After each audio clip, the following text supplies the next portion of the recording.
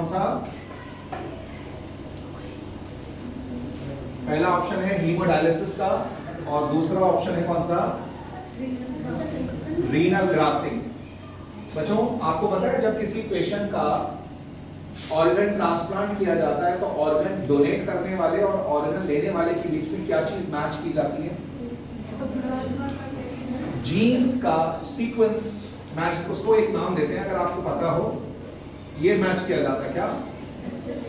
HLA। इसका मतलब होता है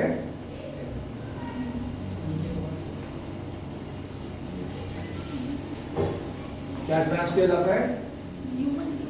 ह्यूमन ल्यूकोसाइट एंटीजन।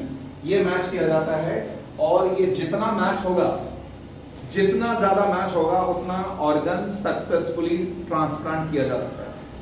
और सबसे बढ़िया ट्रांसप्लांट वो कहलाता है जिसमें ऑर्गन डोनेट करने वाले और ऑर्गन लेने वाले के बीच में बहुत क्लोज ब्लड रिलेशन हो। यानी अगर दो ट्विन भाई हैं, दो ट्विन ब्रदर हैं, उनके बीच में आप ट्रांसप्लांट करेंगे तो उस ट्रांसप्लांट सक्सेसफुल होगा। अगर दो ट्विन्स हैं, मोनोजाइगोटिक ट्विन सिस्टर्स हैं, उनके बीच में अगर ट्रांसप्लांट होगा तो वो सक्सेसफुल होगा। ट्विन ब्रदर्स में या ट्विन सिस्टर्स में ऑर्गन ट्रांसप्लांट होगा तो सक्सेसफुल हो जाएगा। लेकिन अगर जितना रिलेशन दूर होता जाए, सिबलिंग्स में, पेरेंट्स में, मैटरनल फैमिली, पैटर्नल फैमिली, जितना रिलेशन दूर होता जाता है उतने ऑर्गन रिजेक्ट होने के चांसेस बढ़ जाते हैं। अब आप होता है आमतौर पे क्या है, मान लीजिए एक पर्सन के किडनी डैमेज हो गया, दोनों किडनी खराब हो गए। किडनी खराब होने के बाद आपके पास कोई एक अननोन पर्सन आया और ऑर्गन डोनेट करने के लिए वो अग्री करता है, वो रेडी है। He or she is willing to donate his or her organ. वो अपना ऑर्गन डोनेट करने के लिए रेडी है। लेकिन वो एक अननोन पर्सन है और आप डॉक्टर हैं, आपको मालूम है अगर इस पर्सन ने ऑर्गन डोनेट किया भी तो कोई फायदा नहीं होगा, उसकी बॉडी का इम्यून सिस्टम उसको क्या कर देगा? रिजेक्ट कर देगा। तो इस चीज को अवॉइड करने के लिए देखो हॉस्पिटल में आजकल क्या किया जाता है, एक इंजेक्शन लगाया जाता है पेशेंट को, जिसकी बॉडी में आप ट्रांसप्लांट करने वाले हो। ये एक ड्रग है, इस इंजेक्शन है, ये एक इंजेक्शन आपको सर्जरी से पहले लगाना होता है और एक सर्जरी के बाद लगाना होता है। उसका नाम है साइक्लोस्पोरिन A। ये इंजेक्शन लगाने से आपने पेशेंट का इम्यून सिस्टम कमजोर करना होता है। यानी आपने ये इंजेक्शन जब लगा देते हैं तो इसकी वजह से ये इम्यून सिस्टम तमाम जिंदगी के लिए इसका कमजोर हो जाता है।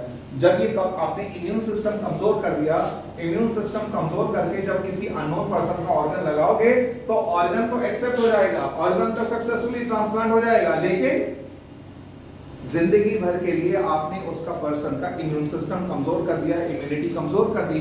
अब वो इंसान वल्नरेबल हो जाएगा, प्रोन हो जाएगा हर टाइप के जर्म से, हर टाइप की बीमारियों से वो प्रोन हो जाएगा, हर टाइप का इन्फेक्शन उसको लगने लगेगा और वो बीमार रहेगा, बार बार वो बीमार रहेगा वो इंसान, क्योंकि आपने उसकी इम्यूनिटी को कमजोर कर दिया।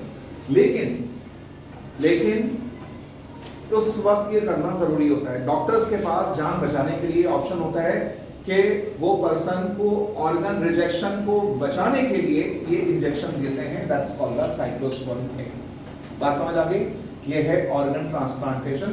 किडनी खराब होने पे रीनल ग्राफ्टिंग होती है। रीनल ग्राफ्टिंग करते हैं या दूसरा मैंने आपको बताया कौन सा? हीमोडायलिसिस। आमतौर पे ये वाला मेथड होता है और रीनल ग्राफ्टिंग काफी कॉम्प्लिकेटेड होती है, लेकिन अगर आपको करनी है तो उसमें साइक्लोस्पोरिन A का इंजेक्शन देके इसको कामयाब बनाया जाता है। बात समझ आ गई सबको? क्लियर है? जी सर, अगर एक पर्सन अगर वन किडनी को अगर वो जिंदा रह सकता है तब उसका किडनी ट्रांसप्लांट को करना चाहिए? मैं बताता हूँ। अगर आपके दो किडनी है, देखें suppose you are having a two kidney and किसी नीडी पर्सन को आपने एक किडनी डोनेट कर दी, तो डोनेट करने के बाद जो आपकी बची हुई किडनी होती है उसका साइज बढ़ जाता है। वो किडनी जो बची हुई किडनी है अपना साइज बढ़ा लेती है दूसरे ऑर्गन के नुकसान को बराबर करने के लिए।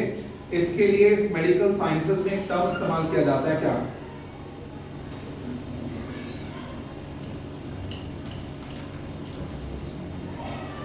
क्या कहते हैं इसको? Compensatory hypertrophy. In order to compensate the loss of one organ, एक ऑर्गन के नुकसान को पूरा करने के लिए जो आपका बचा हुआ ऑर्गन है, जो आपका एग्जिस्टिंग किडनी है, बचा हुआ किडनी है, वो अपना साइज बढ़ा लेता है, इसको कहते हैं कंपनसेटरी हाइपरट्रॉफी। तो देयरफॉर जब आप अपना किडनी किसी को डोनेट करते हैं तो डोनेट करने के बाद जो एक किडनी है वो एक किडनी से आप काम कर सकते हैं, एक किडनी से आप सरवाइव कर सकते हैं, क्योंकि एक बची हुई किडनी अपना साइज बढ़ा लेती है और वो दोनों किडनी का काम अकेली किडनी करती है। इसको कंपनसेटरी हाइपरट्रॉफी कहते हैं। आप देखिएगा जो आपकी किडनी का नॉर्मल साइज होता है, जो पर्सन ऑर्गन डोनेट कर देते हैं, किडनी डोनेट कर देते हैं, किडनी डोनेट करने के बाद उनकी जो किडनी होती है वो नॉर्मल साइज से बढ़ जाती है, क्योंकि उस किडनी को दोनों किडनी का काम अकेली किडनी को करना होता है। इसलिए इस किडनी के फंक्शन को बराबर करने के लिए एक किडनी जब अपना साइज बढ़ा लेती है, इसको कंपनसेटरी हाइपरट्रॉफी कहा जाता है। जी, जैसे जब हम किडनी ट्रांसप्लांट अगर किसी पर्सन का करते हैं तो उसकी दोनों किडनी खराब होती है कि दोनों किडनी खराब हो जाती है, तभी तो ट्रांसप्लांट होता है। अगर एक किडनी खराब हुई है, अगर एक किडनी हुई होती है, एक किडनी ठीक है, तो कोई बात नहीं, सर्वाइव कर जाएगा। लेकिन दोनों ही किडनी खराब होती है तभी ऑर्गन ट्रांसप्लांट किया जाता है। जो डायबिटिक पेशेंट होते हैं उनका दोनों किडनी खराब होते हैं, तो किडनी खराब दोनों हो जाते हैं तभी तो ट्रांसप्लांट कर रहे हैं। अगर एक किडनी काम कर रहा है, एक किडनी नहीं कर रहा है, तो उसमें पर्सन सर्वाइव कर सकता है, एक किडनी पे पेशेंट सर्वाइव कर सकता है, सस्टेन कर सकता है। लेकिन दोनों किडनी खराब होते हैं तभी हमें ट्रांसप्लांट करना होता है। बात समझ आ गई? याना क्लियर है? ओके, ये हुआ आपका एक्सक्रीशन इन ह्यूमन बींग्स। अब आखिरी टॉपिक इस चैप्टर का एक्सक्रीशन इन प्लांट्स। पौधों में एक्सक्रीशन कैसे होता है वो देखेंगे।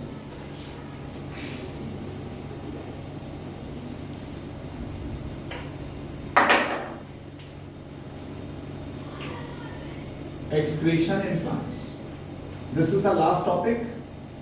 उसके बाद हम स्टार्ट करेंगे कंट्रोल एंड कोऑर्डिनेशन। देखिए बेटा, जिस तरह से जानवरों की बॉडी से, एनिमल्स की बॉडी से, ह्यूमन की बॉडी में एक्सक्रीशन होता है, हमारी बॉडी से कुछ वेस्ट जो होता है वो लिक्विड फॉर्म में डिस्चार्ज होता है, कुछ जो है गैस की शक्ल में होता है, कुछ जो है सॉलिड की फॉर्म में रिलीज होता है। आपको मालूम है स्वेट, जो आपका पसीना होता है, स्वेटिंग होती है, स्वेटिंग में कुछ अनडिजायरेबल मेटाबॉलिक वेस्ट आपके स्वेट के साथ निकल जाते हैं। What is the reason of sweating? Sweating होती क्यों है बॉडी में? क्या क्वेश्चन? आपके जिस्म में स्वेटिंग होती है, क्यों होती है sweating? What is the purpose of sweating? Sweating होने का मकसद है आपकी बॉडी को ठंडा करना, आपकी बॉडी के सरफेस को कूल डाउन करना। नॉर्मली आपने देखा होगा छतों पर लोग जब गर्मी ज्यादा होती है, जो लोग छत पे सोते हैं या घर में बहुत गर्मी हो रही है तो छत पर पानी का छिड़काव करते हैं, वाटर स्प्रिंकल करते हैं। तो जब पानी आप डालते हैं, छत पे गर्म छत होती है, तो पानी डालने के बाद वो भाप बन के उड़ने लगती है, पानी जो है भाप बन के उड़ने लगता है, जिसकी वजह से जब वो भाप बन के जब उड़ता है तो उसकी वजह से क्या होता है, जो गर्मी जो है भाप की शक्ल में रिलीज हो गई, उसके बाद जो आपका सरफेस होता है, जो छत होती है, वो ठंडी हो जाती है। इसी तरह से जब आपका जिस्म गर्म होने लगता है, गर्मी ज्यादा लगती है आपको, आपकी बॉडी में मान लीजिए आपकी बॉडी का टेम्परेचर 37 डिग्री, बाहर का टेम्परेचर है 48 डिग्री, 48 डिग्री टेम्परेचर बाहर है, गर्मी बाहर ज्यादा है, आपकी बॉडी में कम है। हीट की प्रॉपर्टी होती है, हीट हमेशा हॉटर बॉडी से कोल्डर बॉडी की तरफ जाती है। तो जब बाहर हीट ज्यादा है, गर्मी बाहर ज्यादा है, आपकी बॉडी में कम है, तो हीट आपकी बॉडी में अंदर एंटर होने लगेगी, जिससे आपकी बॉडी हीट अप होगी, गर्म होगी। जब आपकी बॉडी हीट अप होने लगेगी तो आपकी बॉडी में से स्वेटिंग शुरू हो जाती है, पसीना निकलने शुरू हो जाता है, स्वेटिंग निकलनी शुरू हो जाती है, और स्वेटिंग की वजह से आपकी बॉडी कूल डाउन हो जाती है। बात समझ आ रही है बच्चों? सितंबर, अक्टूबर, नवंबर का जो पीरियड होता है, ये सितंबर, खासतौर पे सितंबर, अक्टूबर, अगस्त, जुलाई, अगस्त, सितंबर, ये 3 महीने में आप देखते हैं जब बारिशें होती हैं, रेनी सीजन स्टार्ट होता है, उस वक्त जब गर्मी आपको लगती है तो उस वक्त गर्मी ज्यादा क्यों लगती है? क्योंकि हवा में ना ह्यूमिडिटी ज्यादा होने की वजह से आपका जो स्वेट है ना वो इवेपोरेट नहीं होता।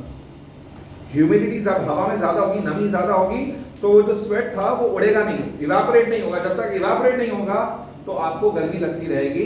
तो इसलिए हवा में जितनी जल्दी आपका स्वेट जाएगा उतनी जल्दी आपकी बॉडी ठंडी होगी। अगर आपकी बॉडी में स्वेटिंग हो रही है लेकिन स्वेट उड़ नहीं रहा तो आपको गर्मी लगती रहेगी। इसलिए जुलाई, अगस्त, सितंबर का जो मंथ होते हैं उसमें आमतौर पे ह्यूमिडिटी ज्यादा होती है और ह्यूमिडिटी ज्यादा होने की वजह से वो स्वेट उड़ता नहीं है और उसकी वजह से आपको गर्मी लगती रहती है। बहरहाल हमारी बॉडी में एक्सक्रीशन या तो किडनी से यूरिन की शक्ल में या स्वेट की शक्ल में या गैसेस की शक्ल में या सॉलिड की फॉर्म में रिलीज होता है। लेकिन हमारा टॉपिक है एक्सक्रीशन प्लांट। बच्चों प्लांट्स में भी एक्सक्रीशन होता है। प्लांट्स भी अपना मेटाबॉलिक वेस्ट रिलीज करते हैं, कुछ सॉलिड फॉर्म में, कुछ लिक्विड फॉर्म में, कुछ गैसेस की शक्ल में।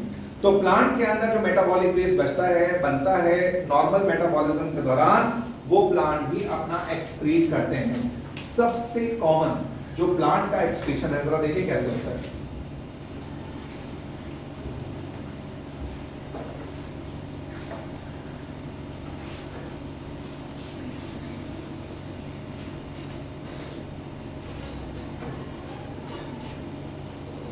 देखो मान लीजिए प्लांट पूरे साल का जो मेटाबॉलिक वेस्ट है ना, पूरे साल भर का, पूरे सीजन का जो वेस्ट है वो यहाँ पे डिपॉजिट करने लगते हैं। कहाँ पर मेटाबॉलिक वेस्ट, कहाँ पर? अपनी लीव्स में। प्लांट अपने मेटाबॉलिक वेस्ट को अपने लीव्स में डिपॉजिट करते हैं थोड़ा थोड़ा करके। जब लीव्स में बहुत सारा वेस्ट इकट्ठा हो जाता है तो प्लांट क्या करते हैं, प्लांट के अंदर एक हार्मोन होता है, कौन सा? एब्सिसिक एसिड नाम का एक हार्मोन होता है, वो जाके ना इसके अंदर एक लेयर बना लेता है। देखो जरा यहां पर एक लेयर बना लेता है। इस लेयर के बनने की वजह से जाइलम की जो सप्लाई, जड़ों से जो पानी ऊपर ट्रांसपोर्ट हो रहा था, ये उसकी सप्लाई को ब्लॉक कर देता है। अब जब न्यूट्रिएंट की सप्लाई यहां पे ब्लॉक हो गई, लीव्स को पानी नहीं मिलेगा, न्यूट्रिएंट नहीं मिलेगा, तो लीव्स मुरझानी शुरू हो जाएगी, ड्राई होने लगेगी और उसके बाद ये लीफ फॉल हो जाता है। लीफ का झड़ना, पतझड़ का मौसम आना, पत्ते झड़ना, लीव्स गिरना, इसके लिए एक टर्म इस्तेमाल करते हैं बेटा, क्या कहते हैं? क्या कहते हैं बच्चों? क्या कहते हैं? Abscission of leaves. तो प्लांट जब अपने पत्तों को गिराते हैं, अपनी लीव्स को शेड ऑफ करते हैं, तो उन पत्तों के साथ, उन लीव्स के साथ अपना वेस्ट भी प्लांट रिलीज कर देते हैं। प्लांट के पत्ते जब झड़ते हैं तो उनके साथ पूरे साल का, पूरे सीजन का जो मेटाबॉलिक वेस्ट होता है, वो इकट्ठा जो हुआ होता है, वो प्लांट उससे मुक्त हो जाते हैं, प्लांट उससे फ्री हो जाते हैं, प्लांट उससे फारिग हो जाते हैं। तो प्लांट का मेटाबॉलिक वेस्ट, प्लांट के एक्सक्रीट करने का सबसे कॉमन तरीका यह है, प्लांट अपने लीव्स के अंदर वेस्ट को डिपॉजिट करके अपने लीव्स को शेड ऑफ कर देते हैं, पत्तों को गिरा देते हैं, और गिराने से क्या होता है, वो उनकी लीव्स गिर जाती हैं, उनका बेस भी चला जाता है, और थोड़े दिन के बाद इसी पॉइंट से प्लांट नई लीव्स को पा लेता है, और वो अच्छे से नई लीव्स होती हैं, इफेक्टिवली फोटोसिंथेसिस करती हैं, और उनके अंदर वेस्ट भी नहीं होता। तो प्लांट के एक्सक्रीट करने का सबसे कॉमन तरीका ये वाला है, जो पतझड़ के टाइम पर ये लीव्स का गिराना होता है। ये बात समझ आई? आगे सुनिए बच्चों, कुछ पेड़ों के अंदर आपने देखा होगा, इधर देखो, कुछ बड़े बड़े पेड़ होते हैं, पेड़ों की सरफेस के ऊपर से आपने देखा होगा गाढ़ा गाढ़ा एक गम निकल रहा होता है। पेड़ों के ऊपर से गम, एक ग्लू टाइप गाढ़ा गाढ़ा जेल की तरह निकल रहा होता है, वो गम भी प्लांट का क्या है? वेस्ट प्रोडक्ट है।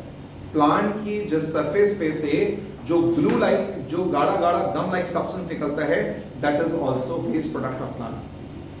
आपको मालूम है कुछ प्लांट ऐसे हैं जिनकी सरफेस पे था ना एक मिल्की सब्सटेंस, दूध की तरह व्हाइट कलर का गाढ़ा गाढ़ा लिक्विड निकलता है, वो भी प्लांट का वेस्ट प्रोडक्ट है। जिसको कहते हैं क्या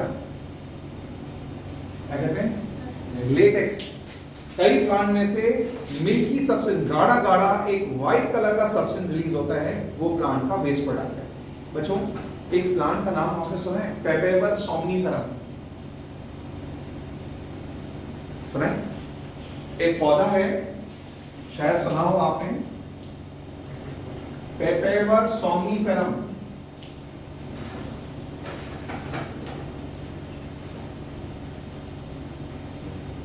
सुना है?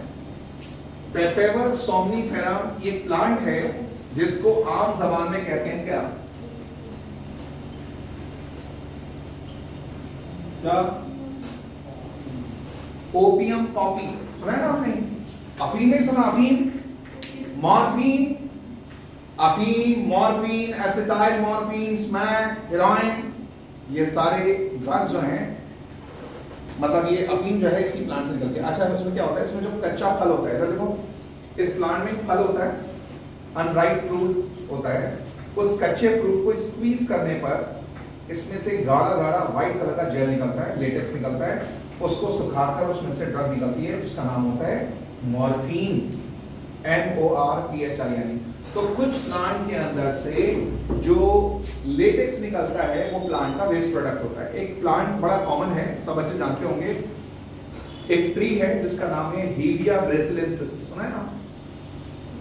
सुना है किसी ने?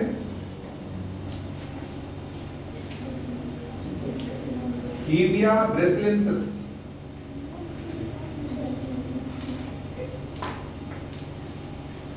ये वो ट्री है जिसको आम जबान में रबर ट्री कहा जाता है, रबर, जिसमें से नेचुरल रबर निकलता है। रबर निकाल के जो नेचुरल रबर निकलता है, व्हाइट व्हाइट सब्सटेंस जो लेटेक्स निकलता है, वो इसी पेड़ से निकलता है, तो वो भी प्लांट का वेस्ट प्रोडक्ट है। तो बहुत सारे प्लांट अपना वेस्ट प्रोडक्ट लिक्विड फॉर्म में निकालते हैं। कुछ प्लांट, बहुत सारे प्लांट अपना वेस्ट जो है डिपॉजिट कर देते हैं, कहां पर? लीव्स में। और लीव्स में डिपॉजिट करने के बाद लीव्स को गिरा देते हैं, इस तरह से वो अपने वेस्ट से फ्री हो जाते हैं।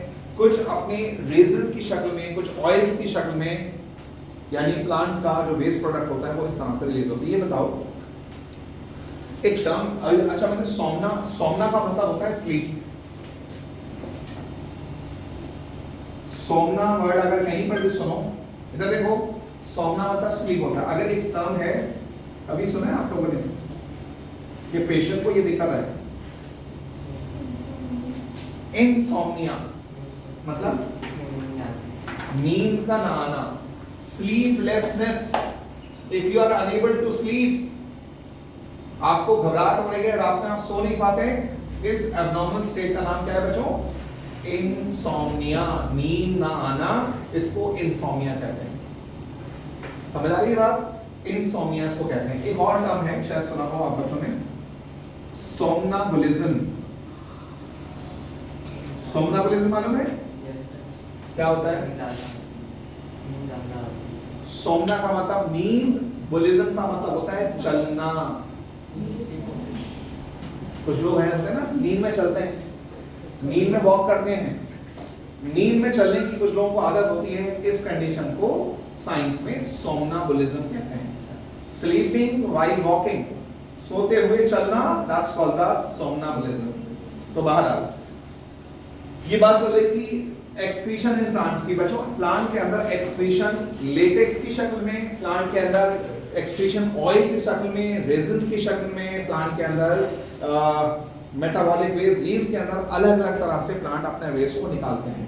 ये बताइए सना, जब प्लांट अपनी लीव्स गिरा देते हैं, नई लीव्स आती हैं 1 महीने में, 1.5 महीने, इस दौरान फोटोसिंथेसिस कहाँ, मतलब खाना कहाँ से आएगा? वो 1-1.5 महीने तक लीव नहीं है।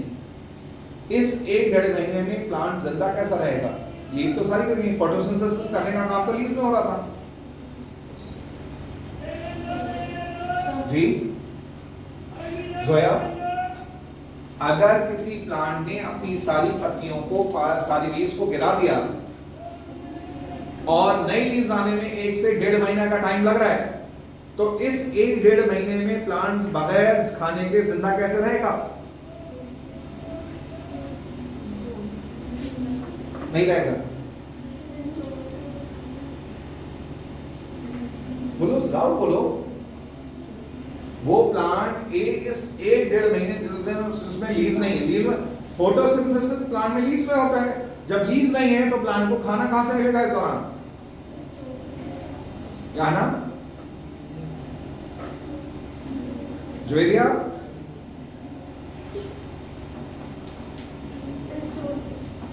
बच्चों ये बताओ, बड़ा सिंपल सी बात है, अगर कभी कोई क्राइसिस हो गया, फॉर एग्जाम्पल आपने मार्केट में सुन लिया, ह्यूमन टेंडेंसी है, आपने सुन लिया कि नेक्स्ट वीक से कर्फ्यू लगने वाला है, या आपने सुना नेक्स्ट वीक से मार्केट में ना अनाज की शॉर्टेज होने वाली है, या आटे की शॉर्टेज होने वाली है, किसी भी चीज की।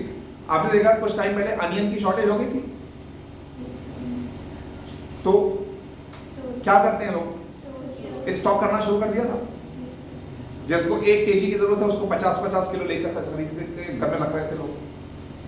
तो जब क्राइसिस का पीरियड आता है तो जैसे हम लोग स्टॉक कर लेते हैं, होर्डिंग कर लेते हैं, जितने हौका हो जाता है और जिसको हम एक बहुत ज्यादा चीजें स्टॉक कर लेते हैं। तो प्लांट को पता होता है ना, प्लांट के अंदर भी प्लानिंग होती है। जब प्लांट अपनी लीव्स को शेड ऑफ करने वाला होता है उससे पहले ही प्लांट अपना खाना थोड़ा थोड़ा करके स्टॉक करना शुरू कर देता है। कहां पर? वैक्यूल में। 9 तो पढ़ा था वैक्यूल। प्लांट सेल के अंदर एक स्ट्रक्चर होता है वैक्यूल, जिसको कहते हैं स्टोर हाउस। तो उस स्टोर हाउस में वैक्यूल में प्लांट अपना खाना स्टोर करना शुरू कर देते हैं। तो जिस दौरान जब तक प्लांट के पास लीव्स नहीं होती उस दौरान ये सारा काम, ये खाना उनको कहां से मिलता है? जो स्टोर फूड वैक्यूल में स्टोर किया होता है। अच्छा, फूड कहीं और भी स्टोर होता है प्लांट के अंदर? यूसुफ, क्या प्लांट कहीं और भी खाना स्टोर करते हैं?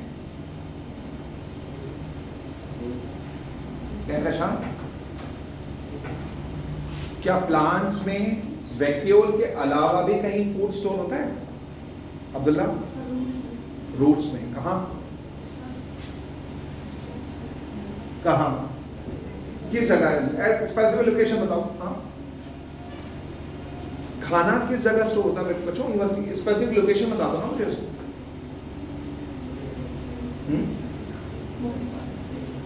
बोलो,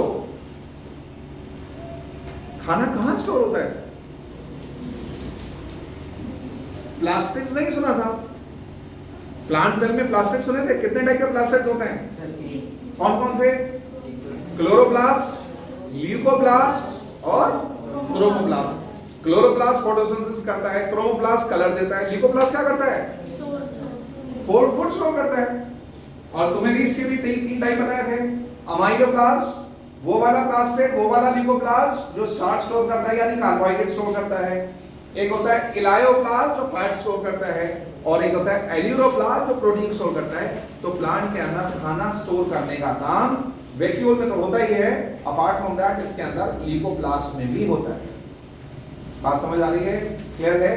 तो प्लांट अपना मेटाबॉलिक वेस्ट लीव्स के साथ निकाल देते हैं, कुछ ऑयल की शक्ल में रिलीज करते हैं, कुछ टैनिन की शक्ल में रिलीज करते हैं, कुछ गम्स की शक्ल में रिलीज करते हैं, कुछ गैसेस की शक्ल में रिलीज करते हैं। ये बताओ, व्हाट इज ट्रांसपिरेशन बच्चों? What is transpiration? What is transpiration? The process of loss of water from the surface of leaves in the form of vapors through stomata. Stomata course के through जब पानी vapour की शक्ल में, भाप की शक्ल में उड़ता है लीव्स में से, लीव के स्टोमेटा से, इसको कहा जाता है क्या? ट्रांसपिरेशन। अच्छा, एक और टर्म बताना मुझे, एक वर्ड में आंसर देना। The process of loss of water in the form of liquid droplets from the surface of leaves is known as, very good, guttation। इस फिनोमेना को गटेशन कहते हैं। गटेशन में पानी लिक्विड ड्रॉपलेट्स की शक्ल में रिलीज होता है, जबकि ट्रांसपिरेशन के अंदर पानी जो है वेपर की फॉर्म में जाता है। अच्छा, why transpiration is necessary for plants? Plants के लिए ट्रांसपिरेशन जरूरी क्यों है जी? ट्रांसपिरेशन, सबसे पहला काम, ट्रांसपिरेशन प्लांट के लिए जरूरी है। तो एक सक्शन पुल, एक ट्रांसपिरेशन पुल जनरेट करने के लिए, जिससे पानी को रूट से ऊपर की तरफ खींचा जा सके, उसको पंप करने के लिए ट्रांसपिरेशन जरूरी है। नंबर 1। नंबर टू, जब जैसे आपकी बॉडी में से स्वेटिंग होती है तो आपकी बॉडी ठंडी हो जाती है, नहीं हो जाती? कूलिंग इफेक्ट होता है। तो लीव्स, जब ज्यादा गर्मी होती है तो प्लांट की लीव्स भी, इधर देखो, प्लांट की लीव्स भी ज्यादा गर्मी को वेपर के फॉर्म में रिलीज कर देती हैं, जिसकी वजह से प्लांट्स को कूलिंग इफेक्ट होता है। प्लांट की सरफेस ठंडी हो जाती है। प्लांट अपने आप को ठंडा करने के लिए, अपनी सरफेस को कूल डाउन करने के लिए ऐसा करता है। बात समझ आई? ट्रांसपिरेशन का फायदा समझ आ गया? एक तो रूट से पानी को ऊपर की तरफ खींचना ट्रांसपिरेशन पुल की वजह से। दूसरा काम कूलिंग इफेक्ट के लिए। अच्छा, ये बताइए, जो डेजर्ट के प्लांट्स होते हैं वहां गर्मी बहुत ज्यादा होती है डेजर्ट में और पानी नहीं होता. How desert plant protect themselves from the loss of water.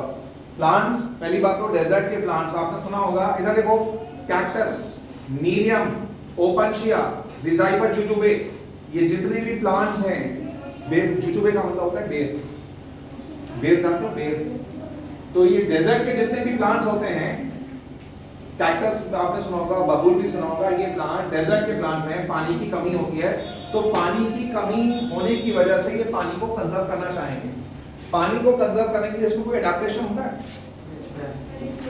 सबसे ऊपर तो इनके ऊपर एक वैक्सी कोटिंग होती है, ऊपर एक वैक्सी कोटिंग होती है जिसकी वजह से पानी के लॉस से बचा जा सकता है. नंबर 2, इनके ऊपर बहुत सारे कांटे होते हैं.